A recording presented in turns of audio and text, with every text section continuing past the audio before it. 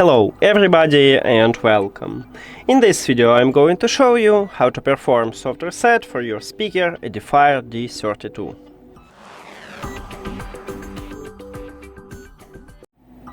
You have to start by turn off your speaker. So on the front side, at the bottom, we have power button, press and hold it, and we just turn off it. Now the speaker disconnected from your phone. We can check it if you go to the settings and Bluetooth. If you have iOS, you will see this text that it's not connected. If you have Android, it will move from My Devices to Save Devices, meaning the same. After that, we need to turn on the speaker, so press and hold power button again until you will see the LED light.